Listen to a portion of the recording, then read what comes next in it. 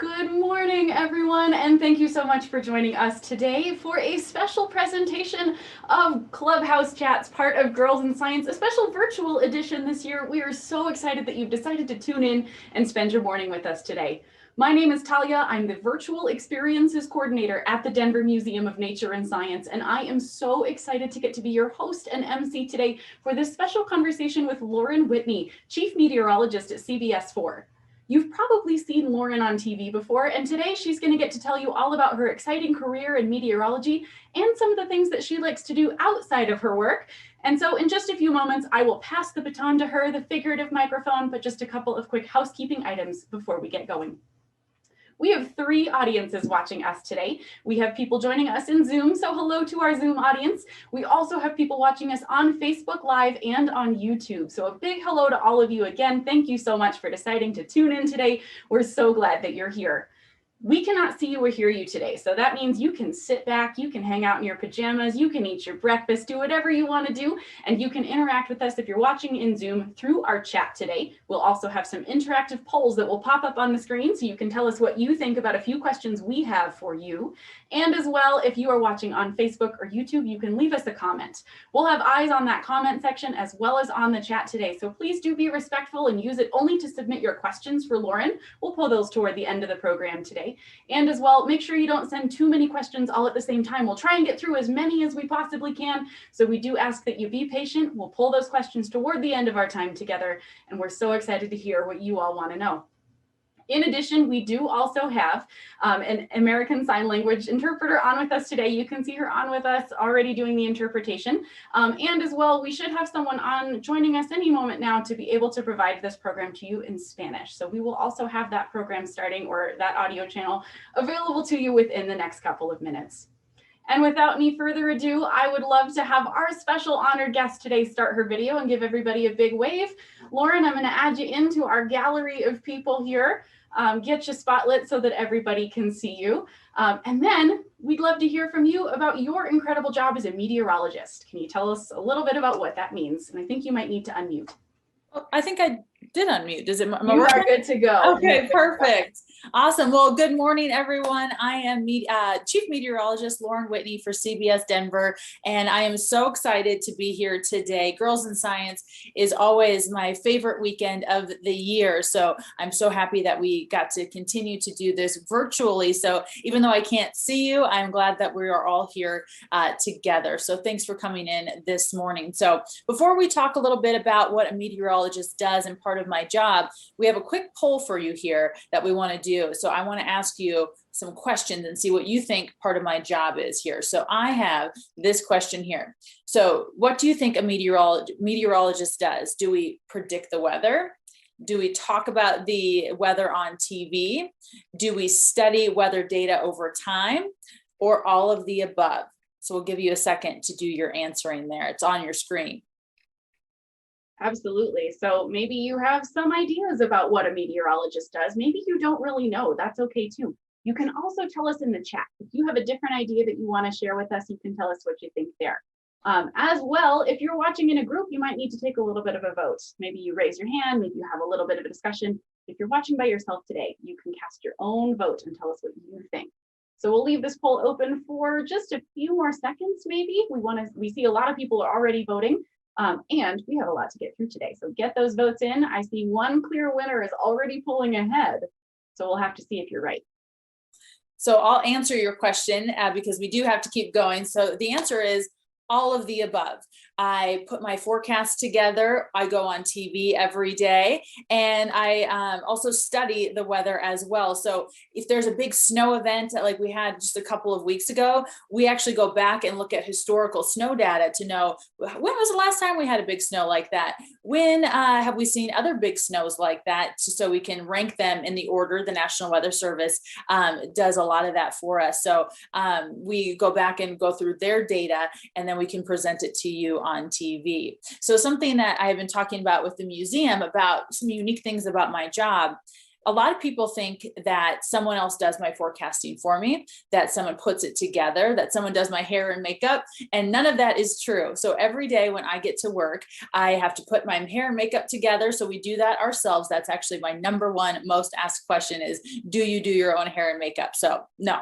Or yes, I do it all myself. So no one does that for me. And here's a quick video you can see of me actually doing my job. So I'm pointing to the different areas across the state. This is just the temperatures. And behind me is actually a green screen. So there's nothing behind me, but just a giant blank green wall. It'd be like if this was painted green. So I'm just pointing where it needs to go. And I know well enough now, because I've been doing it long enough, kind of exactly where things are. But when I was first starting out learning, we'll talk more about that later, but learning the state was definitely interesting because I am not originally from Colorado. So we put all of these maps together ourselves. I have made this graphic myself before the show, and we don't have any teleprompter. So what I'm looking at there, when I look off to the side, there's a monitor right here. So I can see what I'm looking at, but it's almost a mirrored image. So it's the opposite of what you're looking at is what you're pointing at. So that takes a little bit of you get used to it after a while, but there are times where you're looking and you're, oh, that's not what I'm thinking here right now. So it's the opposite behind you from what you're looking at. So we put all of these graphics together every day. And so there's some more. So you can see this is a little bit different. This is actually when I'm standing at a monitor so that I can see what's behind me. So I can point to it, and it's actually a lot easier to point to that and see exactly what we're looking at. So this was a very windy day, so we had to show off all of the wind. And this map is automated. So I'm not putting this map together. It auto-populates the wind speeds from different sensors across the state. So like the temperature map is automated as well. We do check it because sometimes like Burlington last week was having some technical difficulty. So they kept reading very low, even though it was very warm out there. So this is something that we use here. And like I put this satellite radar map together to show you where it's raining. This was a clear day, but when it's raining and snowing, that's an area that I can show you as well. So there's two different areas that I work. One's at the green screen and one is at a monitor. If you go to my virtual Clubhouse after this, I give you a tour of both areas so you can kind of see what it looks like from different perspectives. So you only see the camera pointing at me, but behind there's a whole lot of action. There's a ton of equipment and computers that we use to broadcast as well. So there's, the technical weather part of this. And then there is the behind the scenes getting everything on to TV. So TV is very technical, not only from weather computers, but also behind the scenes, just getting us on the airwaves every single day. So like I was saying, part of my job, everyone thinks that everyone else does all of this for me. So no, we do our own forecasting. So I spend a good chunk of my day looking at different weather models. Some of that is on our actual weather computers that we have. And then some of that is different websites that we go to, different data areas, some things we have to pay for so we can see their data, so we can go in there. There's some really high-tech websites that are out there for us to look at. So there's a lot of digging. I like to call it like a puzzle. So every day we're putting together a puzzle, and then hopefully it's all complete by the end of the day when we're ready to go on air. And then we're giving you our best knowledge that we have found throughout the day. Because meteorology is not an exact science. So we're looking at all of these different models and different things, and then putting it together to present to you and tell you what we think is going to happen based on the data and the models that we are given. So that's something that I do every day. And then we go on TV, you see me doing the thing on TV. And that's actually the smallest part of my day, is actually being on TV, because I only get about 2 minutes and 45 seconds to give you the forecast and the weather. So it has to be pretty quick and concise. So we've gotten pretty good at, this is what it's going to be. We don't have a lot of time to, lollygag out there. We get it done for you very, very quickly. And then hopefully you have a good idea of what's going to happen. So I have 3 shows that I do: a 5 p.m., a 6 p.m., and a 10 p.m. show every day. So that's kind of a brief overview of what I do every day. There's a lot more to it because we do we also have to post to social media every day. That's a big part. We want to make sure if you missed maybe the TV side of things, you're getting our forecast in other areas. And then also we write a web forecast as well. So I want to call out a couple of really, really important things that Lauren just said. And I do also want to say a quick shout out to someone who just typed in the chat. Laura wonders, if you have to wake up at night, maybe they're thinking about those really, really early morning forecasts where sometimes newscasters on radio or TV have to get up at like 2 o'clock in the morning so that they can tell you the news at 5 a.m. Lauren doesn't have to do that. So yeah, not anymore. I did that for a long time. So I definitely woke up in the middle of the night for 9 years. So I know how that goes. Very good. But two really important things that I just want to call out, one of which I didn't even know before I talked to Lauren about putting together this event. She taught me something already while we were planning this conversation today. She does so much of this work herself. I know she just said that, but I think it's so important to talk about. Lauren is looking at the data. There are instruments all over the state, all over the country, on different websites. She takes that data, looks at it, and puts that puzzle together, which I think is really cool. And I know sometimes we get frustrated, especially here in Colorado, where the weather can be a little bit unpredictable when someone says it's going to snow tomorrow and then it doesn't snow. It's really important to keep in mind that weather is kind of a best guess. If all of you are fans of the museum, you've probably talked to us about dinosaurs before, kind of like how paleontology is a best guess. No one was there to see the dinosaurs when they were alive, so we have to take our best look at evidence from fossils and animals that are still alive today and do our best to figure out what all that means. Weather's a little bit the same. So who knew, Lauren? You had something in common with a paleontologist. You know, maybe I'll get into dinosaurs in my next career. You never know. Life is long. You can do a lot of different things, a lot of different kinds of science. Now, you shared some special data with us just last night, actually. So this is pretty late breaking. We're going to bring that up on my screen. So in just a moment, you'll see something come up over us. And students or viewers, audience, we want you to type in the chat and let us know. If you're watching in Colorado, what's the weather going to be like? This is the temperature map, the high temperatures for today. Let us know what the weather is going to be like where you live, and you can just type that in the chat. And if you're watching on Facebook and YouTube, you can, of course, leave us a comment with what the weather's like where you live today. Holly is in Boulder, where it's going to be 66 today.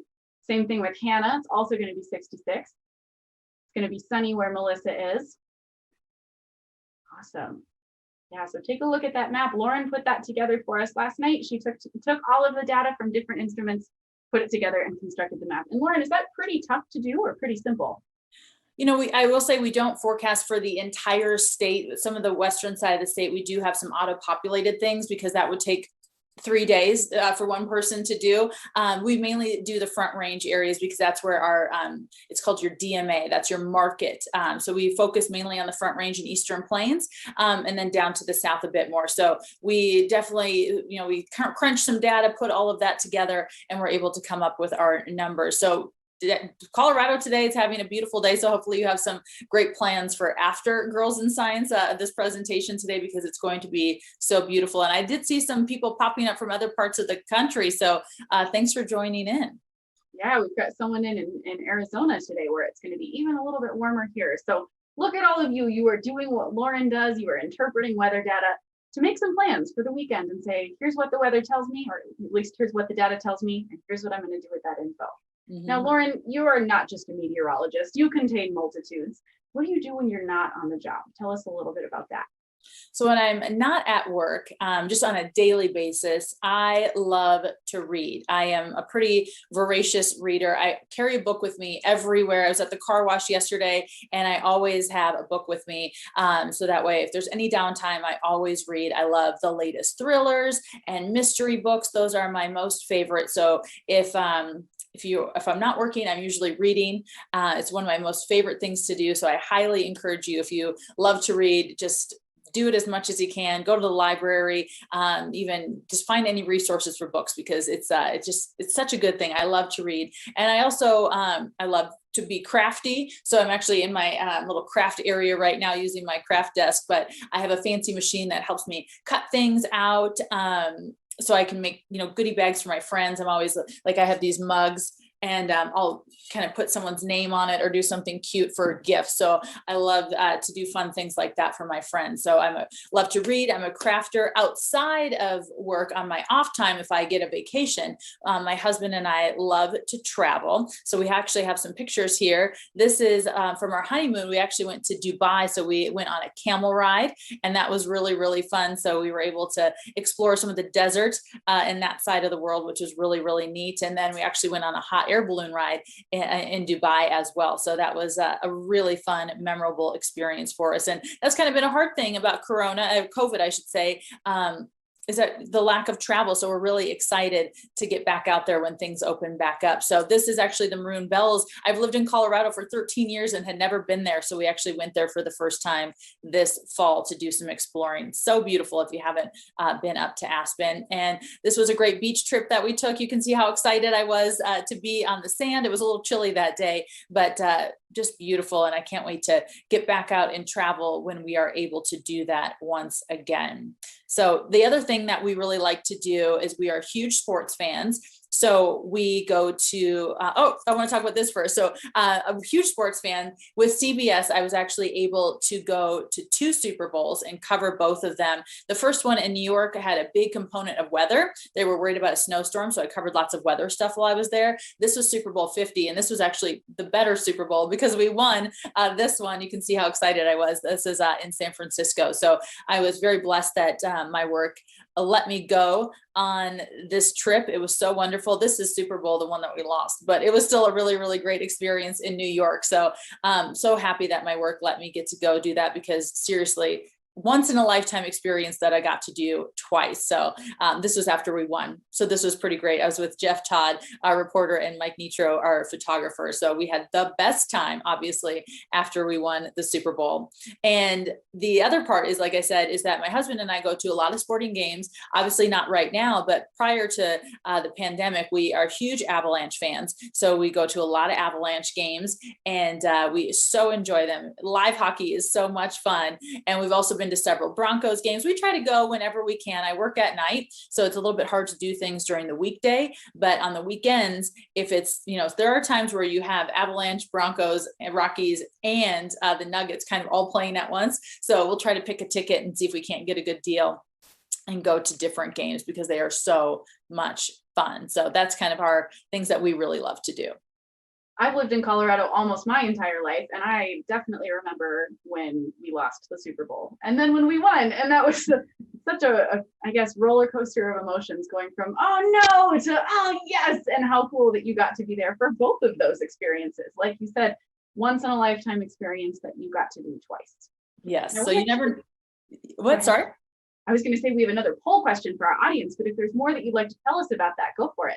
Oh, no, I was just going to say it was quite the roller coaster of emotions going through all of that. So it was the highs and the lows. So thankfully we ended on a high after the last Super Bowl. Yeah, I'm really glad that that's how we left it. Maybe the Broncos will make a return to the Super Bowl sometime soon. Hopefully the Avalanche make a return to the Stanley Cup. I'm sure it would be a good day in Colorado sports if we could get both of those things to happen. And victory for our other sports teams too. Should we take a look at that poll?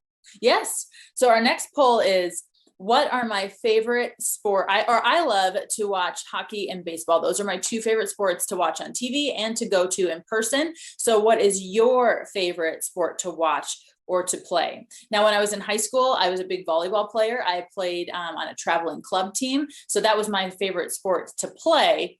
But it's really hard. It's actually hard to find live volleyball unless you're watching the college level. So yeah, so let me know what you like to watch and play. Maybe your sport isn't on the list, so type it in there too. I want to hear what you like.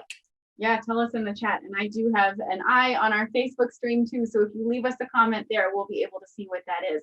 I see lots of responses coming in the chat saying, looks like volleyball, soccer, mountain biking. Ooh, I love that option. Swimming, volleyball, lots of soccer, kickball. We have got some sporty folks watching today. That's great. Let's take a look at our poll results. Looks like other is the big winner, which to me is kind of cool because it just means that most of us like different things. We're a really diverse group, but we've got some votes in all of those different categories. Very cool. Yeah, love it. Love that you guys are being active and doing great things. A lot of skiing too. Because I did not grow up in Colorado, skiing is not that good. So I like to be up in the mountains. I have a great time, but I think I may be retired from skiing sometime soon because I felt pretty bad earlier this season. So we're just taking some time off. Take a little bit of a break. Yes. Now, a question I've already seen pop in the chat a lot today is, how did you end up with your exciting career? Can you tell us a little bit about some of the experiences that you had, maybe what inspired you to go into meteorology? If anybody was really influential, tell us a little bit about how you got to where you are today. Such a recognizable face on TV here in Colorado. So weather was not my original path. And I have found that a lot of people, there's not a straight path to get to where you want to go, or maybe you're going to end up somewhere that you didn't expect to end up. So I always knew that I wanted to go into journalism. In high school, I played volleyball. I was really involved in athletics. So I really liked the idea of sports broadcasting. I wanted to be Erin Andrews on the sidelines. She was my idol. So I really wanted to do that. But after college, or in college, I did a lot of sports stuff, and I went to journalism school at Arizona State. They have the Walter Cronkite School of Journalism, which is one of the best in the country. If you're interested in that, that is definitely a place to check out. So while I was in journalism school, there wasn't really a weather component yet in that area. Now there is. They have weather broadcasting and some meteorology stuff. I don't know about a full meteorology school, but they do have weather that they do now in their student broadcasts. So every once in a while, they would throw it in and they would say, "Who wants to do the weather today?" And I'm like, "Oh, I'll do it." So I think I did it twice in my entire college career. And then when I graduated, obviously I needed to get a job. So I had applied to different places across the country. And one of those was actually in Grand Junction, Colorado. And they had a sports job open. And I applied. And by the time they had gotten my tape, because back then you actually sent in a physical VHS tape or a DVD, which is kind of funny to think about now. So you sent that in, they would look at it. They called me back and said, "We already filled the sports role, but we have a morning anchor and weather job open. Would you be interested in that?" And I needed a job. And I said, okay, maybe thinking I'd get back into sports at some point. So I got there. I moved there right after college, maybe a couple months after college. And then I spent 4 years in Grand Junction, which is why I know Colorado so well, because I spent my time in my small market job over there. So I loved Grand Junction. It's such a wonderful place. And while I was there, over time, one thing that's really great about small market is that you get to do everything. I mean, there were days I ran cameras because someone maybe didn't show up to work. You'd have to move everything, but I anchored, I did the weather. We got to do really fun interviews. We had great segments that we did. So while I was there, over time, I slowly just started doing more of the weather, and that became my primary job. And then to do some of our fun interviews as well. So over time, weather became my path. And then a job in in Denver opened, and when I got the job, they said, "We want you to do this. We love you, but you need to go back to school to get your meteorology degree." So then later I went back to school while working to get my meteorology degree. So it was a lot of work. It took 4 years, another 4 years of school to get that done. But that's how I became a meteorologist. Again, I have a lot of friends who actually went to meteorology school at different atmospheric science lessons or degrees, and they went straight into TV. So they didn't do the journalism school route. They did it kind of the opposite of me. I went the TV route first and then ended up being a meteorologist by going back to school. But they started off on the atmospheric science side and then ended up on TV because they had that skill set as well. A lot of people with meteorology degrees can end up doing many other things. A lot of private companies will hire meteorologists to work for them because they maybe have a lot of shipping that needs to be done, across the country through trucks. So they need to know what the weather is going to be like. Farmers hire meteorologists to work for them, even hedge fund managers, or you can work for the National Weather Service. So there are a lot of different options that maybe don't involve TV for meteorology. So there are lots of different routes to go. So mine was kind of a roundabout way to end up in the weather. And I have other friends who just went the straight weather path the whole time, knowing that that's what they wanted to do. So now I get to go to different sports games, and that's where I get my sporting fix. And I'm actually really happy that, I didn't end up on the sports route because I have a more regular schedule. The sports thing can get a little bit difficult at times, but just because you have to work Sundays and you're at the games when you want to watch the game. So I'm actually happy with how everything turned out for me. Now, in terms of mentors and people who really helped me, I had two really great teachers in high school. One was my AP chemistry teacher, and I took chemistry for 2 years. One was a regular, and then I went into the AP class. And he was so supportive. His name is Dr. O'Neill. And I still think about him all the time when I'm problem solving because he was so good. Chemistry can be really frustrating. And I wouldn't say it was necessarily my best subject, which is why I'm not in chemistry, but he was so supportive. And he was always like, "Let's work through this problem and we will solve it together." So he was really, really supportive to me, and it made science some science, you're not going to love every science. So maybe you don't love chemistry, but you love math. So maybe or physics, whatever it is that you really love. So anything can be frustrating, even if you love it. So he would help me break down different things, and he'd be like, all right, let's walk through this. And, balancing those equations can be really difficult for anyone who's in chemistry. So he was really, really wonderful to me and helping anyone in my class. He definitely would take the time and sit. So he was really great to me as well. I also had a really great teacher in high school as well, my sophomore year, and that was more general sciences. She was really tough and didn't take any nonsense from anybody, but she knew so much. She actually had used to work for NASA.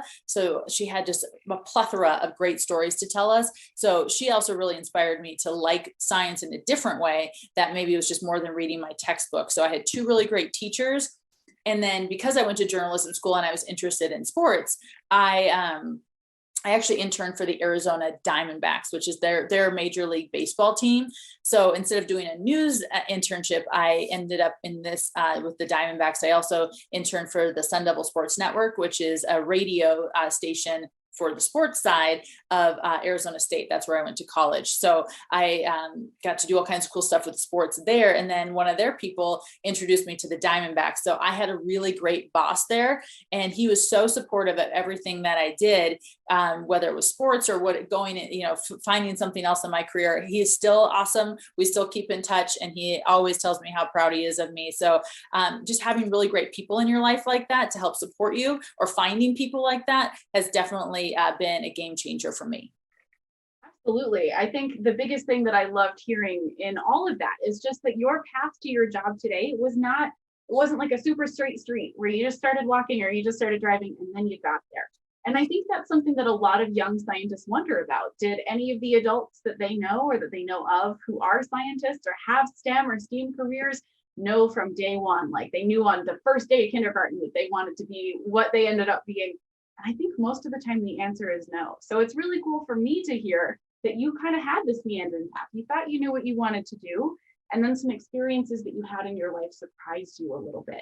And it's really cool too to hear that there have been lots of people cheering you on and helping you find your footing and find the path that was right for you. One question I did see in the chat is about, are there any other women in your career, or are there a lot of women in meteorology, or at least in broadcasting? What can you tell us about some of those influences on you? On a local level, there are several female meteorologists. We are lucky here in Denver. We have Lisa Hidalgo from Channel 7, Kathy Sabin, obviously, at Channel 9, Danielle Grant at Channel 9. I am the only female at my station. We have a lot of longtime people who've been at our station. So I'm happy to be the female representative. There are several female chief meteorologists across the country, but we are definitely underrepresented on TV and in as a whole for meteorology. So we are lucky in Denver to have so many females on TV that do the weather. But as a whole across the country, I would say there probably are way more men than women doing this job. I'm from Phoenix originally, and I know that there are several meteorologists there that are female. So there are definitely a lot of us out there, but we could use a few more. All right, so anybody watching today who's interested in weather, who's interested in analyzing data, solving that puzzle, we compared meteorology to a puzzle earlier today. If that's something that interests you, Lauren needs your help. You need to go up and join the ranks of female meteorologists around the country and around the world to help bring those numbers up, because we always need more representation. Mm-hmm. Exactly. All right. Anything else you'd like to share, Lauren? Because I see a lot of questions popping off in this chat, and I think we should pull some. But if there's yes, I would love to answer some questions. So you have more important things to ask than I can tell you. So let's get to some questions. All right. So I see a lot of questions just asking, what's your experience on the job like? Maybe you can tell us what's your favorite part of being a meteorologist, what's the hardest part about being a meteorologist, anything like that. Tell us a little more. So I'd have to say my favorite part about meteorology is being a TV meteorologist, because there are different aspects that if you do something else, you might have a totally different day in your job. But for me, one thing that I love is I do the same thing every day, but what I am talking about is different every day. So sort of my pattern is I get in, like I said, I get ready, and then I kind of hunker down and put my graphics together as I'm learning about what I'm going to talk about that day. Now, usually if a big storm is off in the distance, we've been talking about it for a few days. So what I really love is as we get closer, we learn more data about it. And it's like, oh, it might snow more than we thought, or, oh man, it's not going to snow as much as we thought. So the closer a storm gets, the more you learn about it. I really enjoy that part about the job, because when they're so far off in the distance, you're just kind of getting some long shot forecasts about it. So as it gets closer, you get more minutia about it. So that is something I like about my job. And literally every day I'm talking about something else. So every day I'm learning something new. It's not the same thing every day. So that is something that's really fun. So even though you might say, well, you do the same thing every day, I do like a routine, but I am talking about something different. Now, the thing I don't love about my job is sometimes people are mean to you when you have a bust forecast. We get mean emails, or people see in the grocery store and they're like, you said it was going to snow and it didn't snow. So just know that we are doing the best we can. And sometimes the hours can be pretty tough. I work till 10:30 at night. So you miss seeing your friends, you miss seeing your husband, you miss seeing you miss getting to do different things. So that's the tough part, but it is a really fun job. There you go. So lesson to all of you, the next time a forecast that you see on TV or that you read about on a website doesn't come true, don't go, oh, they got it wrong. How dare they? Know that they are trying their best. Like we said earlier, we get lots of different pieces of data, all different kinds of weather instruments around the state, around the country, on websites from lots of different sources. And Lauren's main job is to put all of that together and make her best guess about what that means. And as we all know, sometimes guesses end up being wrong. And Colorado has a lot of factors that can influence our weather. So yeah, take it with a grain of salt and give Lauren the benefit of the doubt. She's doing a good job. All right. Thank you. That's something that I've learned too. It's been interesting for me to work with you and learn a little bit about why sometimes forecasts don't come true. And it's true. There's a lot of guesswork with that data. One question from Allie, which I think a lot of other Colorado locals might be wondering about. Here in Denver, our temperature reading is taken out at Denver International Airport, which, of course, if you live here, is kind of far out from the rest of the metro area. It's a little bit of a drive. Why is that? And are there any benefits maybe to getting a temperature reading at that site? So this is a big discussion always in the weather world, because we did not choose for it to be out there. The National Weather Service puts it where they want. So usually they're at airports in every major city, because there are pilots coming in and out, and that they need the weather data. So they might as well put it where the most important thing is that's the airplanes coming in.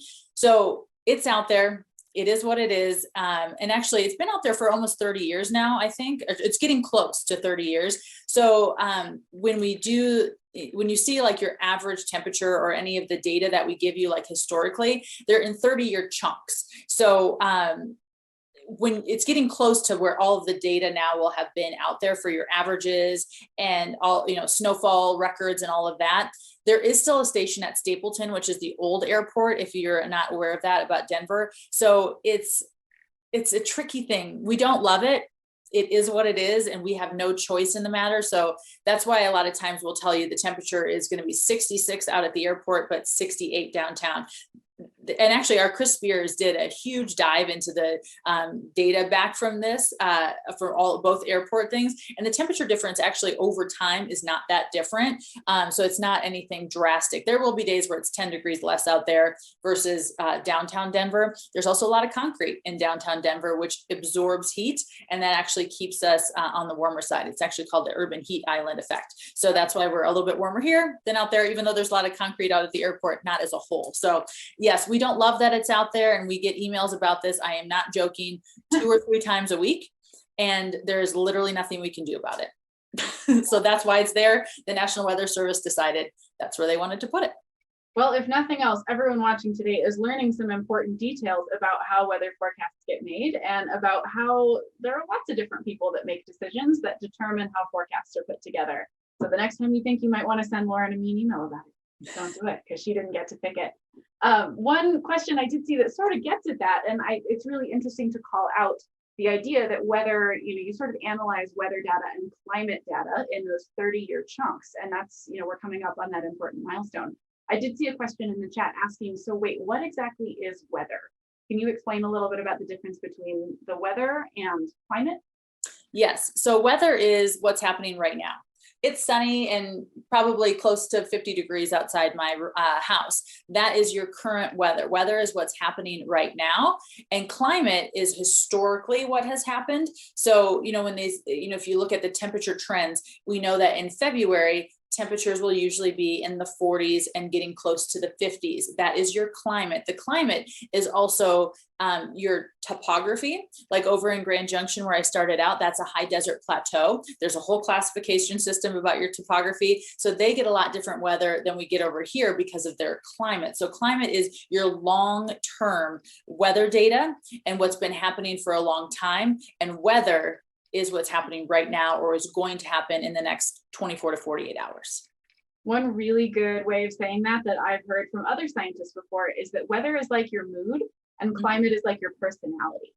Sometimes people have a really happy, joyful personality, but maybe they're in a bad mood. And I think that's kind of like Colorado. Our weather most of the time is really amazing. We have nice summers, our winters are beautiful, and hopefully they don't last too long for you. I think they're a good length personally. But then there are days where we get these really huge thunderstorms or those super huge blizzards like the one we had last week that dumped a little more snow than we all thought it was going to. So yeah, important difference there. And it is kind of nice, even if our weather instruments being at DIA is not the best choice, it still does give us that interesting look at averages across that 30-year period. All right, I see some more questions coming in, including some really thought-provoking ones. One that I see from Hannah, she wonders, has anybody ever doubted you or questioned you because you're a woman in meteorology? Have you ever had an experience where maybe you've had to combat some stereotypes or really prove that you do know what you're talking about? Yes. So obviously I'm blonde and I'm tall. So people automatically can make assumptions about you based on your hair color. And I do get that a lot. I'll get emails all the time about, get that dumb blonde hair off the air. She doesn't know what she's talking about. If I'm saying almost the exact same thing as, what my, Ashton is our morning meteorologist, and we'll chat about if there's a big storm coming, we will chat together. So if I say the same thing Ashton has said in the morning, because we have discussed this together, people will say, Lauren's so dumb, Ashton's amazing, and, get her off the air. And that just kind of goes in life in general, that sometimes when you're blonde, if you're a female, people, I can be out with Chris Beers or Dave or Ashton, and someone will ask them what the weather is going to be and not me. So I'm like, oh, I'm here too. I got an answer. So, and actually Chris Beers is great. If I'm in there with him, he's like, why don't you ask her? And so I have a great support system at work, but there are definitely some things that happen like that more than I would like it to happen, especially in today's age. There's just that gender bias that can happen. So yes, it does happen. Sometimes it's mean, and sometimes I think it's unintentional. I don't think sometimes people mean to say the things they say. Some people are, like I said, very rude, and that's a different story. But again, sometimes it just happens. They'll ask the man over me first. Yeah. So another thing to keep in mind today, everybody, if you see Lauren, you want to ask her a question about the weather. I mean, maybe not if she's grocery shopping and comparing two different brands of milk. Maybe that's not the right time. But if you get a chance to ask her a question, she probably knows the answer. So thanks for answering that question. I know that can be a tough thing for women in STEM and STEAM fields to talk about. So thanks for taking that one head on. I appreciate it. We have time for just a few more, and then it'll be time for us to wrap up. This 45-minute period has already gone so fast. Let's take a few different kinds of questions.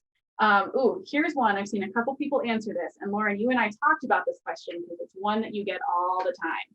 People notice, and if you've lived here a long time, Colorado's weather can sometimes go from really warm and sunny one day to really cold and snowy the next day. And then sometimes it's cold and snowy in the morning, and then it's nice and warm by the afternoon. And then the weather seems to change really, really quickly.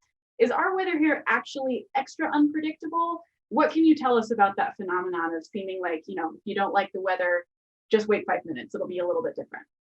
I know. It's funny is a lot of people say that about their own state. Growing up in Arizona, that is not a phrase that we say ever, and especially in California, a lot of the western areas. But a lot of places in the Midwest, same thing. They get crazy thunderstorms, crazy snowstorms, and then it'll clear out. So part of the reason we have such wacky weather here and that things can sometimes bust is the mountains.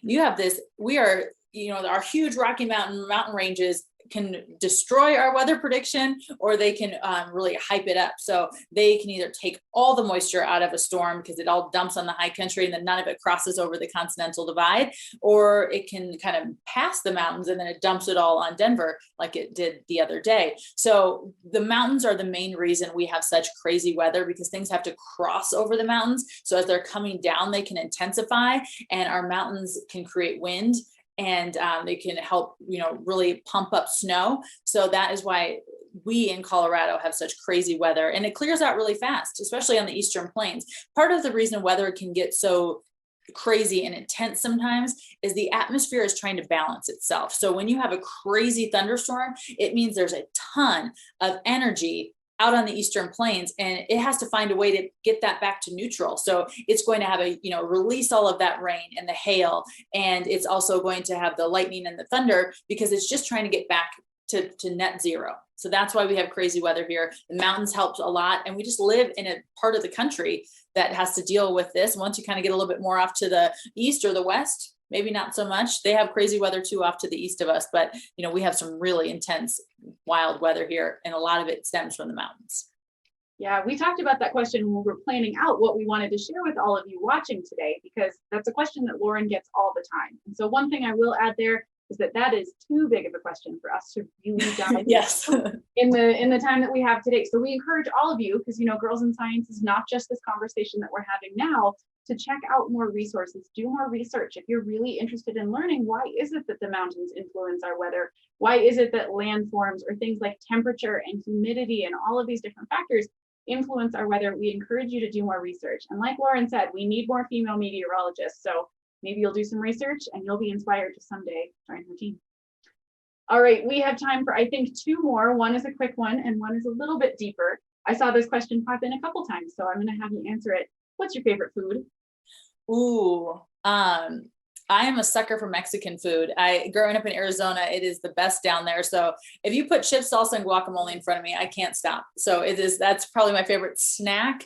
Otherwise, I love a good taco or any great Mexican food. I will eat till I'm stuffed. Absolutely, me too. Maybe other people watching today feel the same way, but hard to go around there. Mm-hmm. Awesome. Well, as a final question for you today, and to sort of bring us to the end of our conversation, I wonder, do you have any advice for anyone who's interested in studying meteorology, someone who maybe wants to go into broadcasting or journalism, anybody who's watching you today and says, I want to do what she's doing? What's your advice for them? So advice that I have is just for, and in general for life too, find a good girl gang in your little girl tribe. Find good friends and hang out with them and support each other and lift each other up and be there to support their ideas and things that they're interested in. So if you have a friend who's interested in chemistry and you're interested in meteorology, you guys can still chat about different things, but support them in their process. And maybe you find a really great article about chemistry and you can send it to your friend and she'll send you something on meteorology. So I think having a really great support system with your friends is a really great thing. And then also find clubs that you like in school. Maybe there's a meteorology club, or maybe there's not, and you can start one. So I think that finding ways to seek out things you're interested in is a great thing as well. So maybe you join a club about meteorology at your school, or there's a club in town. Maybe you have a nice weather watcher group wherever you live, and you can talk to them, and then you can kind of nerd out over things or ask a lot of questions to people. And if you find someone that you're interested in, like, you can email me and I'll answer some questions for you, or anyone in your area. Maybe it's the National Weather Service. People will take the time to answer questions for you. So never be afraid to ask those questions either. Be super curious about whatever it is that you're interested. Like I said, I love to read. Maybe I don't always love to read my textbooks, I'll be honest, so I like to balance it with my fun books as well. So just be curious, read lots of things about what you're interested in, whether it's weather or anything else. And if you're interested in broadcasting, the broadcasting world is changing. So by the time you may be wanting to get into the workforce, there may be more YouTube opportunities. So just kind of look at different avenues. It may not always be on the TV in your living room in the future. It may be on a streaming service. It may be on social media. We don't know where that is going to go. So just keep asking lots of questions. And like I said, if you don't have a specific interest right now and you're thinking you have to have that straight trajectory, You don't worry about it. Don't stress. I know everyone always asks, what are you going to major in? What are you going to do? It's okay to not know, because you may go and kind of learn more when you get into college, or maybe when you're a senior, something clicks for you and you're like, that's what I want to do. And then you can find your path that way. So find some great friends to be your support system. Be curious, read lots of things or watch lots of videos about something that you love, and then try to find clubs or something that you can join that can help further your passion of what you love. Absolutely. I couldn't have said it better, especially the part about finding good friends. It's hard sometimes to be a woman in science, and having a good support system is essential. All right, everybody, that is all the time we have. So I do want to say a huge thank you to Lauren Whitney and to all of CBS4 for being such a fabulous co-host for this event. Yet again, you all have been such an incredible support for us. Lauren, thank you for sharing your brilliance. I also want to say a big thank you to Chesco and to our American Sign Language interpreter, Amber. She's on with us today and has provided some incredible translations for all of you. So yes, big round of applause. And we hope that you'll keep learning and exploring. Girls in Science continues for the rest of the month. So make sure you check out our website for all kinds of different virtual clubhouses, videos to watch. Join us on Instagram Live at 4 o'clock today for more exciting interviews. We got a lot coming, so stay with us, folks. Thanks for being on with us this morning, everybody, and we'll see you next time. Thank you. Bye. Thank you to all of our sponsors as well. Have a great rest of your day.